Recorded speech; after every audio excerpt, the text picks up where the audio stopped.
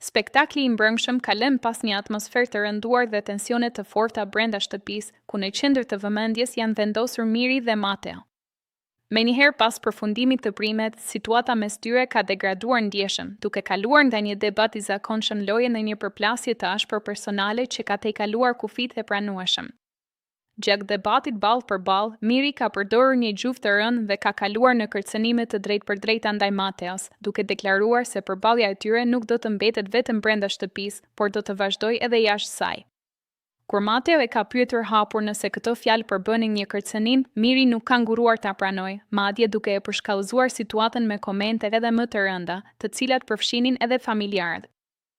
Deklarata si jo ty, por kush të ka bërë ty dhe gjithë Shqipërinë dhe do ta tregoj jashtë, kanë shkaktuar reagime të forta si brenda shtëpisë, ashtu edhe jashtë saj.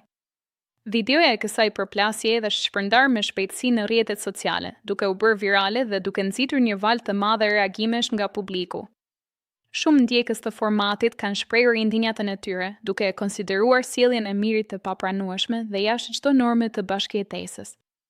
Në komente të shumta, ata kanë kërkuar masa të menjëhershme nga produksioni, konkretisht dhënien e një zarfi të zi, si një formë ndëshkimi për gjuhën e përdorur dhe presionin e ushtruar.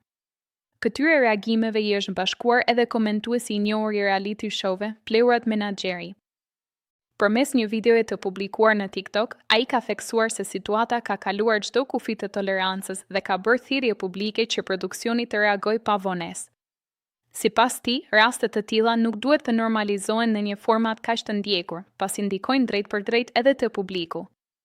Tashmë, mbetet për t'u parë se cili do të jetë reagimi i produksionit dhe nëse do të merren masa konkrete ndaj kësaj situate, do t'ju jemi mirënjohës nëse do të na ndihmonit që të mirëmbajmë faqen vetëm duke shtypur mbi foton, që ndodhet më poshtë. Faleminderit për mirëkuptimin shqipe.